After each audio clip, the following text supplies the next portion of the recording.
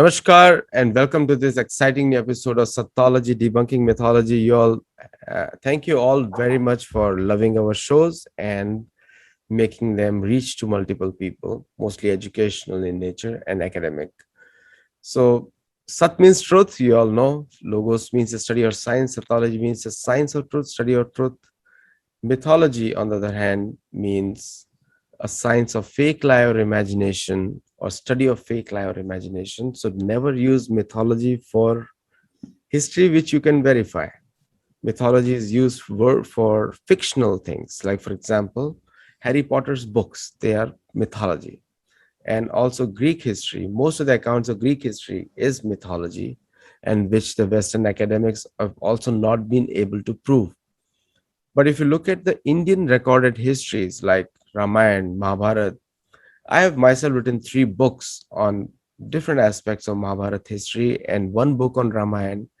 And there, the first attempt I have done is to historically prove the geographical coordinates, and which I have proved multiple times. And many other people, many other authors, guests on this show have also done it. Why Sattology helps? It builds you identity, gives you confidence. Like, for example, the Western propaganda from the academic institutions after World War II and World War One put in the minds of the natives of all other lands that the Western society is superior. And the myth was first busted by the African countries, where they won many, many medals despite living in very poor conditions. And gradually, now it is coming up. China has done it very well. And other Asian countries who were colonies of the Western European powers, they are also coming up.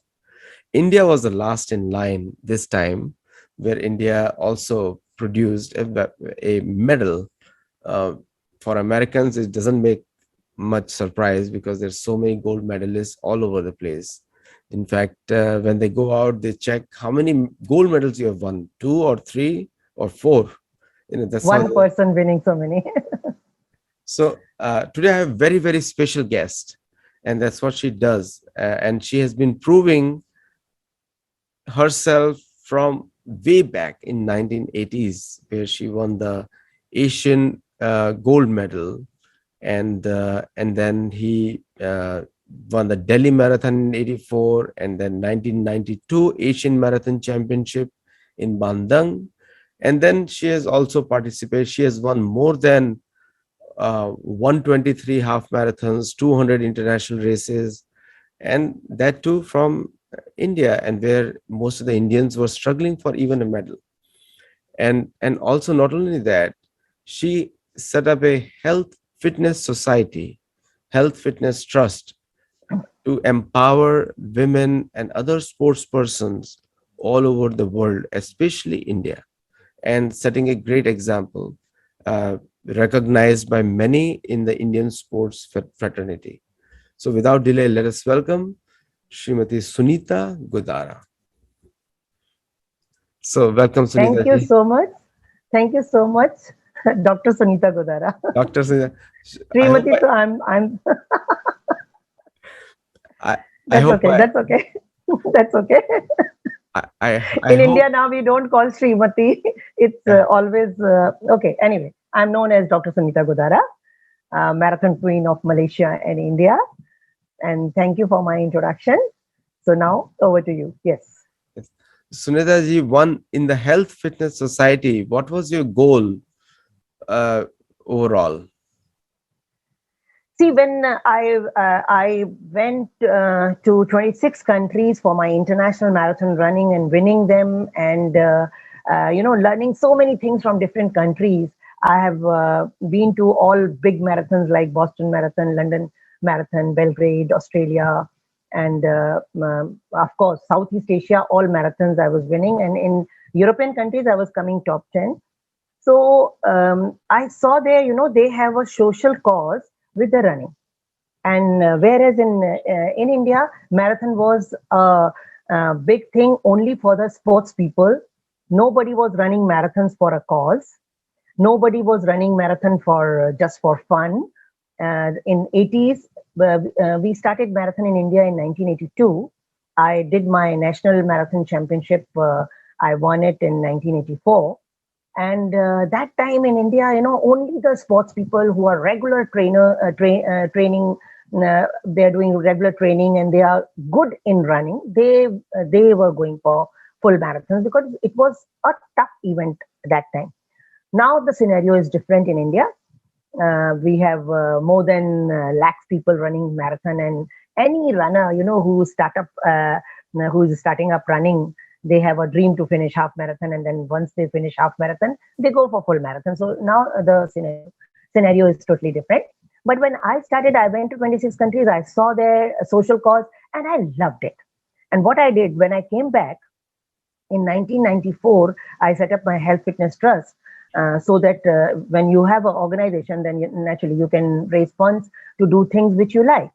So I started organizing runs for a cause. So it was social awareness cause, and in one shot, I started with 5,000 runners, which was also very difficult in India. But somehow I could gather for health run first of all with WHO and my oil companies. I started doing health run with 5,000 runners and 10,000 runners. So HIV/AIDS awareness. Nobody thought that in 2003 in India, HIV/AIDS was a taboo. Talking about it, and I made HIV/AIDS. I organized HIV/AIDS awareness run through my Health Fitness Trust with all the UN agencies supporting the event, plus the sports ministry, and it became a very colorful awareness campaign. Even UNH chief said, "My God, I never thought in India HIV/AIDS awareness can be so colorful," because we had 200 children doing thematic show and things like that, 10,000 running 5 kilometers for a cause. So this way, I started, and every year I used to do 5 mass awareness events. I started Run Against Drug Abuse on the International Day. All these main international days, I organize mass runs, like World No Tobacco Day, then International Day Against Drug Abuse, Run Against Drug Abuse. Then I started with HIV/AIDS awareness. So with the cause. Then we had Fit India movement. So I started Run for Unity and things like that. Now it's Run for Women Power on International Women's Day. 15th August, I finished Tiranga Run. And then WHO started asking me for some cause. Sometimes health ministry is asking me to do for some cause, road safety and things like that. So in a year, 5 times mass awareness runs. And then I kept on going for these international runs, winning and all. In 2006, when I was retiring, I was on the phase of retirement from the competitive running. Then I retired as a champion. So I started helping the top runners of India, means those who were national level top runners, and they needed somebody to manage them. So I became elite athlete manager, kind of a thing. We call it elite coordinator, elite runners coordinator. And by then in 2000, we had few marathons, and now we have almost every city is doing marathon, big marathon. So I started coordinating my top Indian athletes in these marathons, getting them all the facilities through the organizers and all. So this became my profession after my retirement from marathon. And my philanthropic work was going on through Health Fitness Trust. I have a gender resource center. We call it in Hindi Istri Shakti Kendra, women empowerment programs. In that we have vocational skill development training program for them. Then we have Taekwondo Academy for them. Because I'm into sports, so there was a segment and they are all underprivileged girls. And I proudly say that in that area where I run my gender resource center for women, we had almost 17,000 girls whom we taught hit, shout, and run self-defense program. And I have 45 black belt female and a few male taekwondo trainers. They help me out. They are having their own academies. So this martial art is my passion, and running is, of course, my profession also. So I run Skechers Delhi Club, this running club, and Champions Running Club, and gathering always, 1,000, 2,000 runners and getting them 10 kilometers and 5 kilometer road races. So this is my sports part. And otherwise, if you have heard about Anna Andolan, I'm a social activist. I fought against drug abuse in sports. I fought against corruption through Anna Andolan. I was the core committee member. In fact, I was the signatory for the PIL, which was against corruption. So things like that kept myself busy and keeping myself busy now also, keeping fit at the age of 62 and just sending positive vibrations to people who are around me. No, Dr. Sunita Godara, and I'm corrected now. So, Yes. Dr. Godara, you have over your lifetime, I mean, with a golden heart, I would say, went out Thank of you. the way to help people without anybody calling you for it. It was yourself, uh, True. your heart's issues. You know, these are your this is where your heart is. Now, where does that inspiration came from? Uh, I wanted to do something which gives me happiness. First, I started running because it was giving me happiness. I always used to say, when I used to win marathons at the international level, I used to say that I run for myself, I run for my happiness. And with that, if country is getting named that Sunita Godara from India won Kuala Lumpur Marathon or Sunita Godara from India won Singapore Marathon, so that's a secondary part. I never thought of this that I'm running for country or things like that. I do what I like. So when I came back, I thought of doing something for the underprivileged. I started doing it, and I love it. Whether I get funds or not, it is immaterial. I just consider my gender resource center. I have now 3 centers with me, and I call them. They are 3 kids, who are growing. Now one is 18 years old, one is 12 years old, and one is bacha, only 2 years old. So I consider them like my children, and nurture them, and try to get funding, even if it is not. We are working on self-sustainable models, which government also appreciating, because always looking for government grant and all that, it becomes a big problem sometimes. So the self-sustainable model is working okay, and my sports arena is also giving me a lot of positivity. So that's the thing. That's why I really like to do it. 40 years free training program for marathon runners.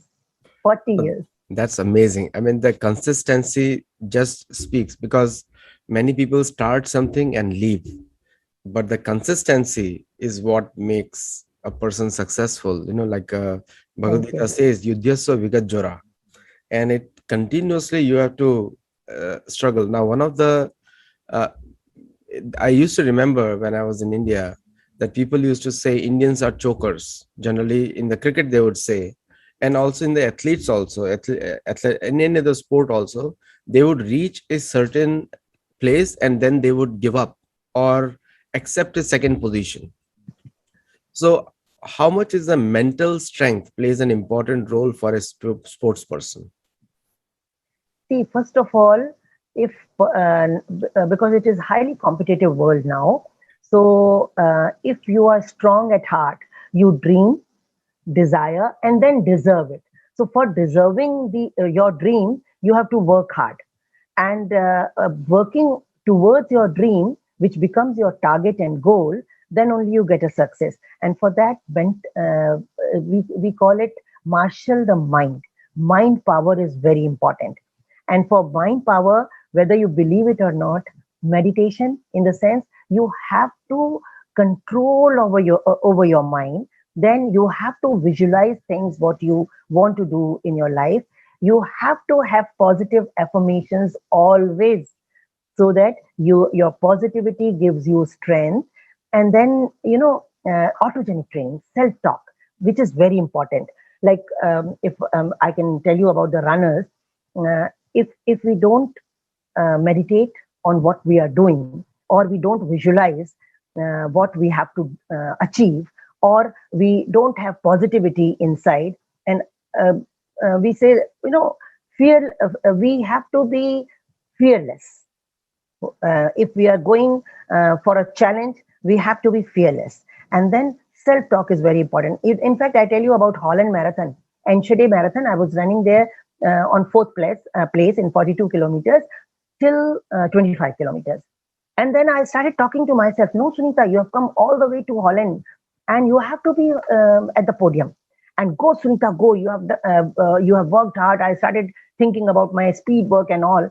And then telling myself, pushing myself, go, Sunita. I became the third person type and pushing myself. I got third placing. So and for an Indian coming in on the podium in Europe was a big thing then also. So self confidence has to be there. Uh, Positive thoughts, always positive thoughts, and your positive attitude, positive thinking gives you success. Very first of all, and then we have to analyze ourselves. Once we are again, I give you our competition example. When we go for competition, we don't have to be fearful that the don't want to know about the opponent. No, we have to analyze ourselves, what capabilities we have, and we have to analyze the opponents, what capabilities they have. I give you example of my Asian gold medal. There were Chinese girls, there were Japanese girls who are much better than Indian girls. And of course, they were 10 minutes faster than me.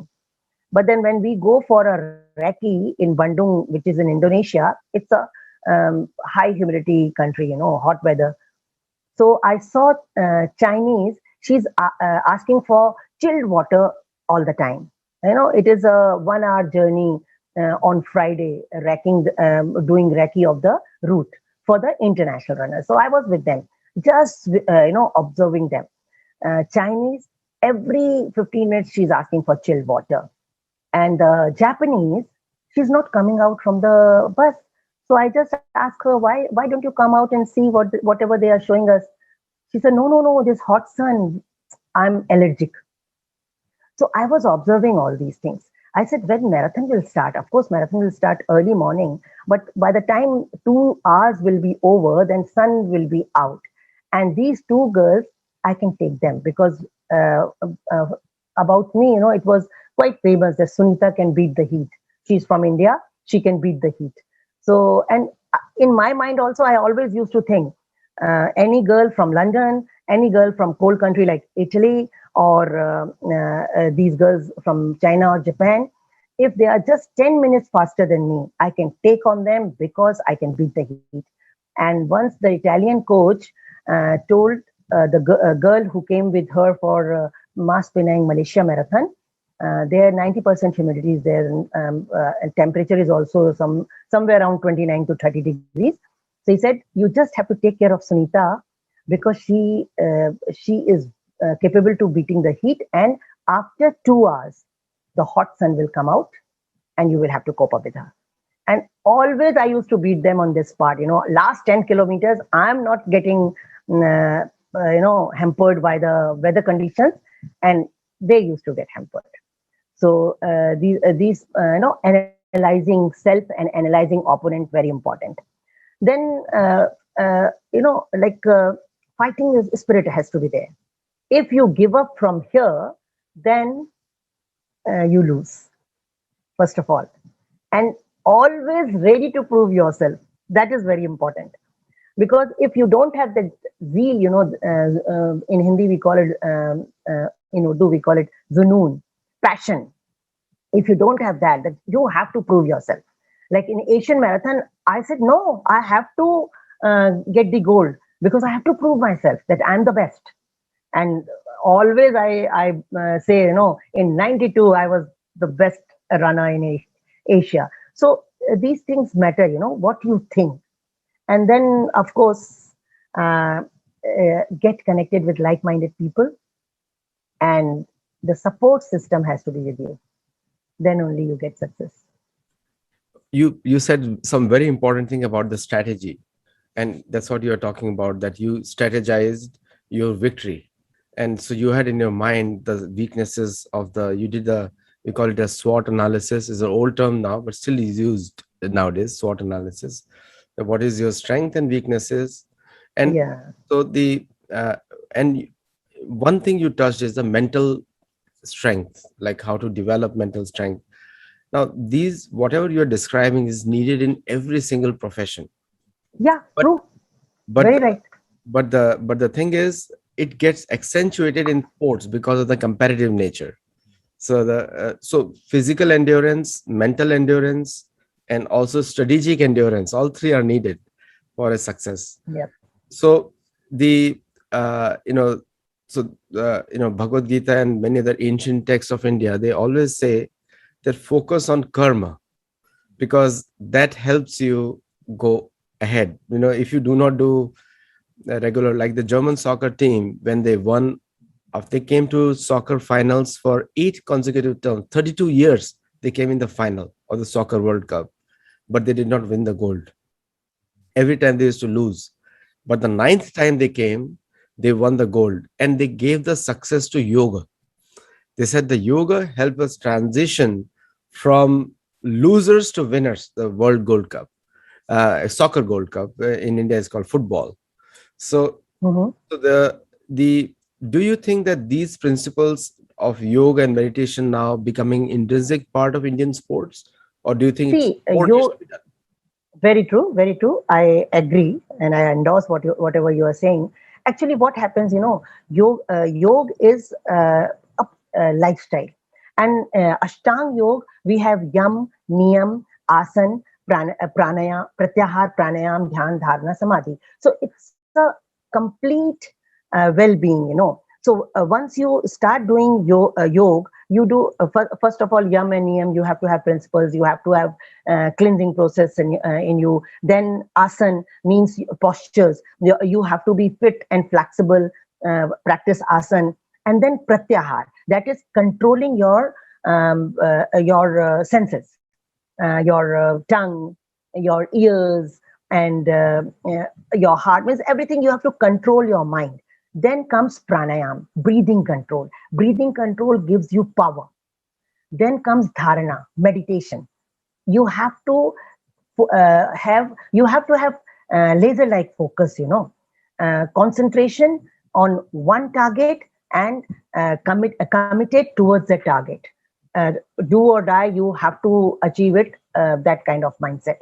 And then dhyan means meditation, dharana means concentration, and samadhi. Once you have all these things, then you achieve your target, and that becomes the total yoga. So those people who are practicing yoga, Ashtang yoga, they are not only doing asanas, they are not only doing postures. They they have to follow all these points and become a superhuman being. And once you have control over your mind, then you can control over your bad habits, your ailments, whatever, and your negative thoughts. Then you don't get negative thoughts.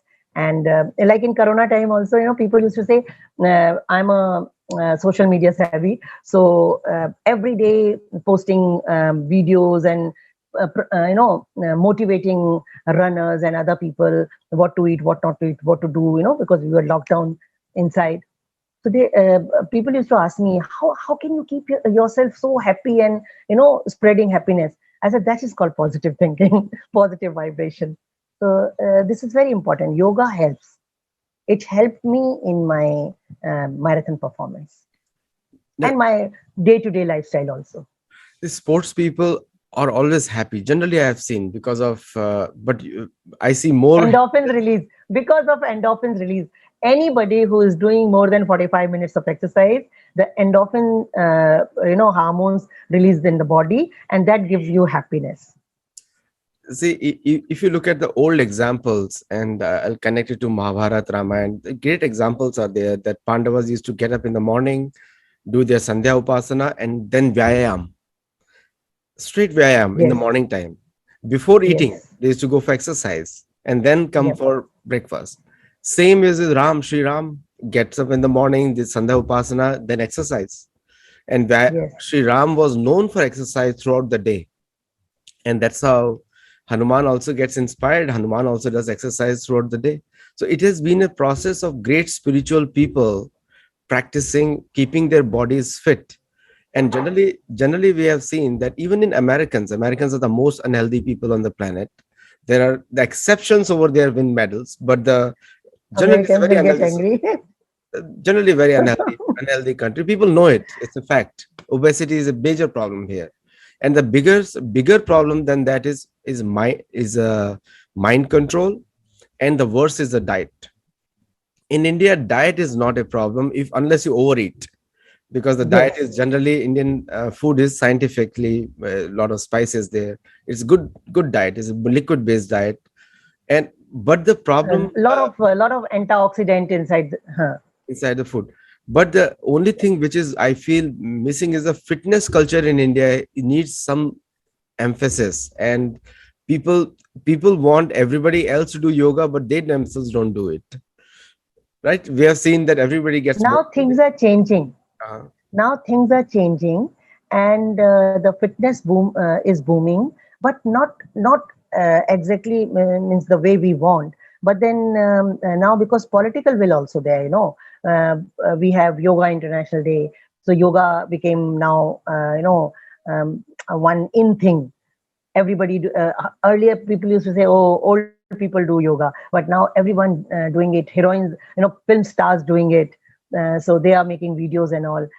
Every park they have yoga area where government is providing yoga instructors to do pre practice and all that. So now things are changing in cities. um, Small cities still a big problem, and village these people, in villages we have farming and all.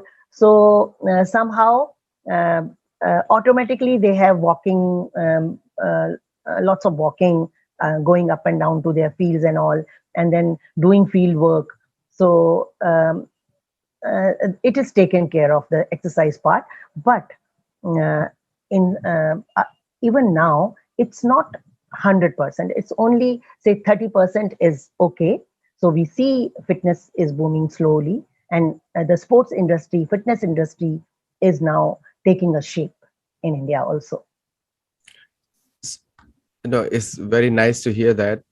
One of the things is if your body is healthy and your mind is healthy, you automatically achieve success. Some people say we have a basic problem in earning money. We have not enough food or something. Therefore, we cannot do yoga. We cannot do other things. And I say generally, it's the reverse true. You start making yourself fit, and build a positive mindset through yoga, meditation, and other things start flowing in. So it's the reverse way true. So once you make yourself fit, things start coming in. What do you have to say on that? See, those who are listening to us, they are all university students. So for them, it is true. First thing, you have to be physically fit. And once you are physically fit and mentally fit, then only you will start doing some work for earning. So physical, mental, spiritual also, that way little bit of adhyatma is also should be there.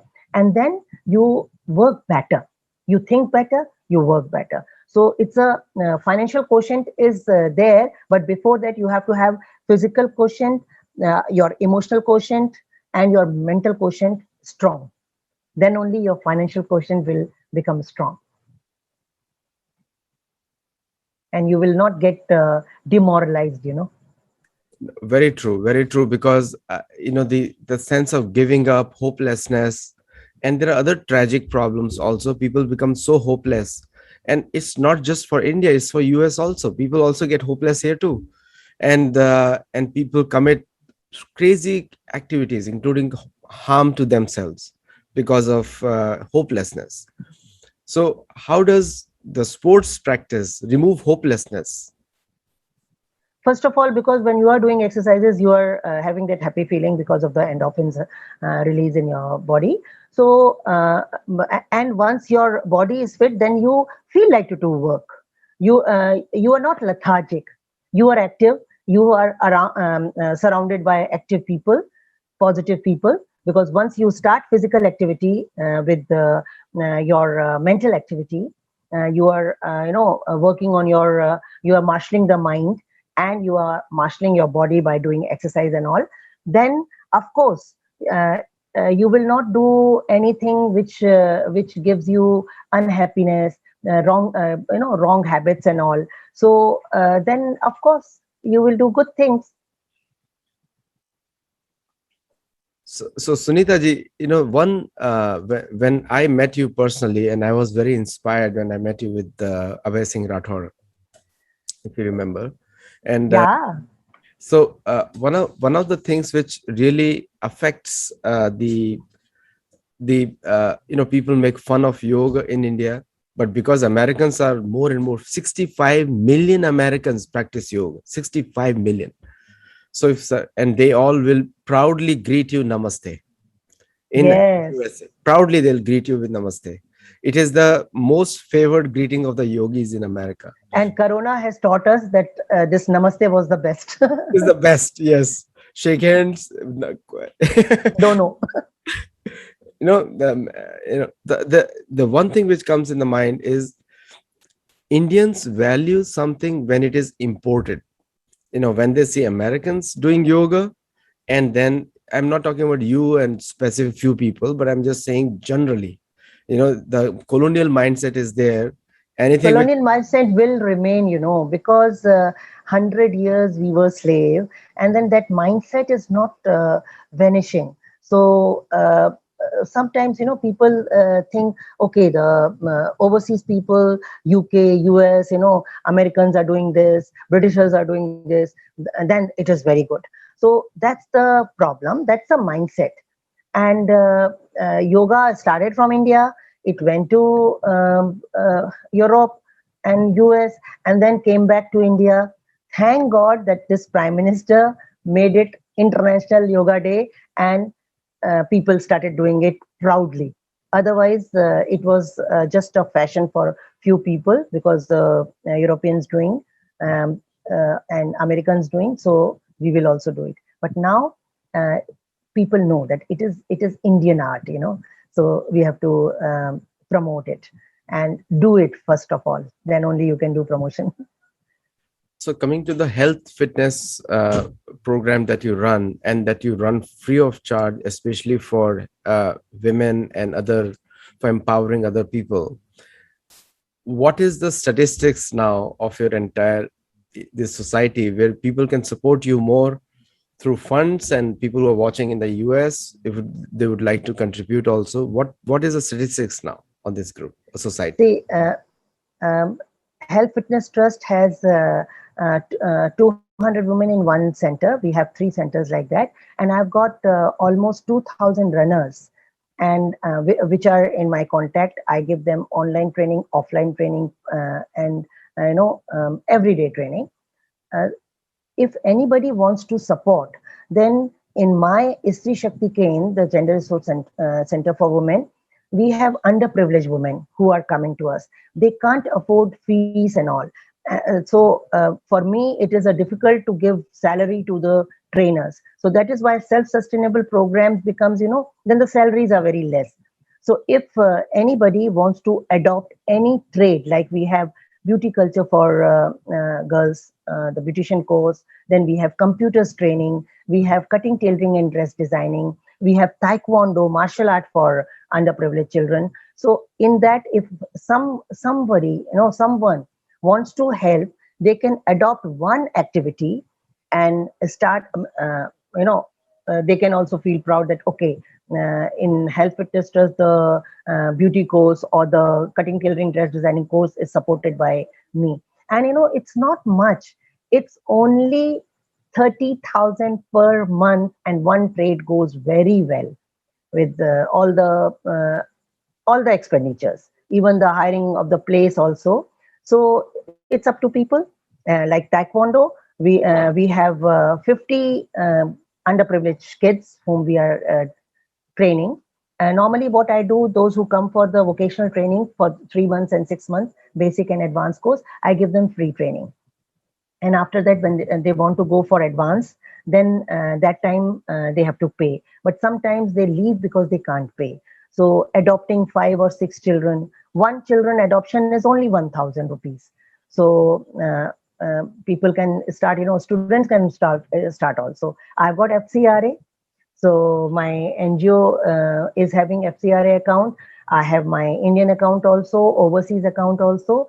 So most welcome if somebody wants to do philanthropic work in India through my organization.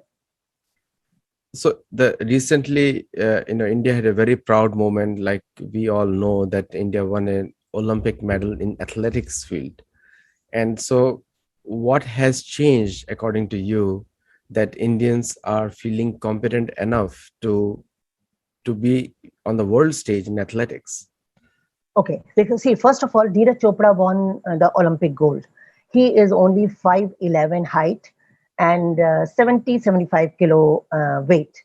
And earlier, the perception was that in javelin throw, in throws, the person who is 6'3", 6'2" tall, because all the world record holders are that height, and 85 kg, 90 kg can only win medal, only go for podium in Olympics. That mindset has changed. Neeraj Chopra has broken that, jinx which people had. They can't do. So now one gold medalist is there. So in athletics, in throws, now people are inspired by Neeraj Chopra, and they are now aspiring to become medalists at the international level without any hiccups, because he has broken that mindset. Secondly, hockey has come back again. So now these hockey players, they got bronze. Girls just missed out bronze medal in Olympics. So they are now more confident. So now more youngsters will follow them. And like Assamese girl first time won bronze medal, Lavalina, in boxing. So first was Mary Kom, world champion for more than 5 years, 5 times world champion and Olympic medalist. So now Lavalina has come. So 2 girls have come in boxing. People are getting that notion, now we can also do it. If this girl, because they struggled at the beginning, they are from very humble background. So if they can do it, we can also do it. This is what is happening now, and more youngsters will come. Only thing is, government has to have feeder system. It's we have to have more Neeraj Chopra, more in badminton, more Sindhus, in boxing, more Mary Coms. So for that, we have to have feeder system in the state by academies, by all the facilities, infrastructure, so that more youngsters will get facilities. Because normally what happens in India, we have 135 crore people, but these 135 crores are not playing. Only 5-7 crores have that champions breed, or say tiger genes, who can win medals. And out of those 5-7 crores of tiger genes, only 1 crore getting facilities. And out of those 1 crore, only maybe 10 lakhs getting international exposure, foreign coaches, or all the infrastructure, government support, the support system. So out of those 10 lakh, only 7 medals. But then also we are happy that we are not nobody now. At least we have gold medal, silver medal, bronze medal from India in the Olympics also. So let's see, hope for the best. Next Olympics after 4 years, we'll do better. Sunita ji, will have many such shows because I am so inspired. I've always been inspired by you ever since I met you a couple of years back. I don't know how many, 4 or 5 years back. The one of the things which comes in USA also, most of the medal earners come from villages, don't come from cities, because city life, there are exceptions. I know 1 or 2 there are exceptions. Zach is one of my friends who is watching. He's a bronze medalist in archery, so he's watching the show. Now he is in Olympics. He's a bronze medalist in archery in Olympics, and Mackenzie is also there, so she's a gold medalist. Now but most of them come from interiors of US, Europe also interiors. Yeah. Everywhere, in Kenya also, everywhere. Yeah. Why? The reason is you have to come out from the comfort zone once you want to achieve in sports, or for that matter, like any hardship, you have to go through that hardship. You have to come out from the comfort zone. So the people who are living in cities and all, they don't want to come out from that comfort zone, and they don't want to go through that hardship. That is why. And the village people, they have target in front of them. They see others doing so well and getting so many laurels and perks, so they are more motivated. For me, both countries are my home, US as well as India. My heart goes for both of the countries. And this is a common thing we have seen even in American athletes also, that they give up before they can do something. When they're on the cusp of it, then they give up. And it happens, it's a mental thing. Happens in the US, happens in India. India, the problem is more acute because of the facilities, sports facilities. Yeah. And the True. problem is worse in America. There are best sports facilities even in a county level. Sometimes the county level facilities in the US are as good as the national level facilities in India. And counties means a district in Indian context. So Yeah. the facilities are there, but despite all the best facilities, Americans should have more gold medalists, but it is not there. India having less facilities. So how does what is the role of facilities in turning out champions actually? See, facility, very important, facilities and the support system. Like one athlete or one sports person is not alone. First of all, good coaching, then sports science department, then the medical science department, and the infrastructure, plus the international exposure. Because if you have to have international medalists, then you have to give those people international exposure. So government funding, private funding, and the support system, everything together, it's a teamwork. And then you bring out that product called sports person, and then for a medal winning. Both my kids are sports persons, and they both play. Both my kids have won medals in the state championships here. One thing I have seen, that in US, in the sports system, there is a performance based rewards. Like you come up to a certain level, then this kicks in. If you come to this level, then kicks in. It's not given to all of them, but like you said initially, the initial road is tough for everybody, even in American sports people. And do you have that kind of system where when you win one championship, then this kicks in, the state comes into play? And that's how that private sponsorship comes much later. When you have Yeah, that's true. either you win an international level, or you win a World Cup, or you win a Olympic medal, then the private sponsorship kicks in. That's an American system. And I think this is common across all of them, even in India also. So do you think that kind of Yeah. reward system will actually help now, or it is already Reward system, reward system is already there. Only the feeder system will improve the medal winners, because once the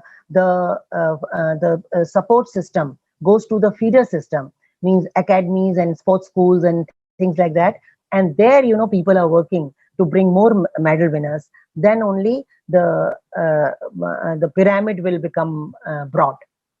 Otherwise, when you are at the top, then naturally government is also giving, the private partners also giving you, and you are getting from everywhere. You are getting perks. Like now, all the medal winners are they are becoming multimillionaires. But what about when the sports person is struggling? That time, that feeder system has to be strengthened.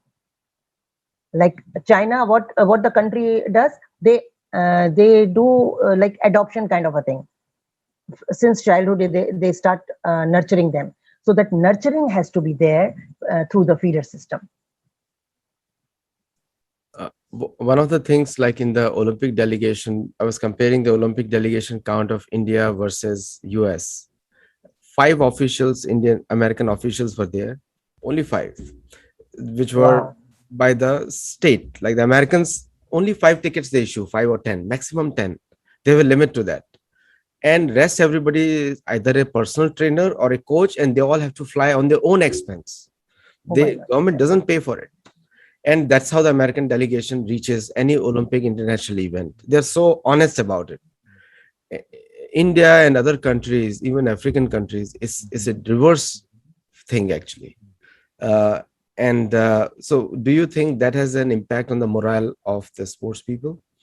See, the athlete who is training under one coach, personal trainer, for say about 1.5 years, and suddenly when he is selected, then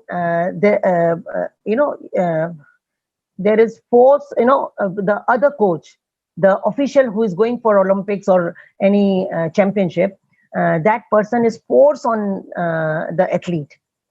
That makes a lot of difference. We had some controversies also.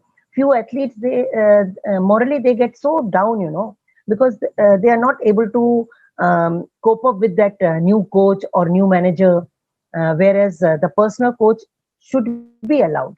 Now what America is doing, at least they are allowing them. Here in India, they don't allow personal trainers. They are standing outside, and the athlete is in the arena. And sometimes athlete and coach, they have eye to eye contact and they understand each other, which is not happening with the person who is forced on them at the last moment. So it has to change. Thank you so much, Sunita ji, for coming, Dr. Sunita Godara, for coming and explaining. And it's a wonderful show. Viewers are loving it. And today also we changed the context of the program because first time we have a sports person coming. We already had yoga instructors and other people coming here. One of the popular demands in the US by the US yogi community is to introduce asanas as an Olympic sport. Oh And my God! It may happen because now Taekwondo has also come as Olympic sport. So you never know. Like gymnastic has, we have artistic yoga. So let's see. Hope for the best. and there are a lot of ideological opposition to that. They say that yoga is not a sport, but asana can be a sport. Actually, asana is just a bodily posture. It can be a sport, and I'm sure American yogis will do very well because of the flexibility they have attained learning from Iyengar. Or Iyengar is a Wow, guru. BKS anger, BKS BKS Iyengar is a anger, guru, superb. and so most of them are practicing and they know the Yoga Sutra very well. But asanas as a sport will help yoga become more popular also.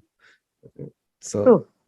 so thank you so And much. they can have artistic yoga. Artistic yoga looks beautiful, like gymnastic, Yeah, rhythmic gymnastic. So yeah, when they have rhythmic gymnastic, they can have artistic yoga also. that's right. That's right.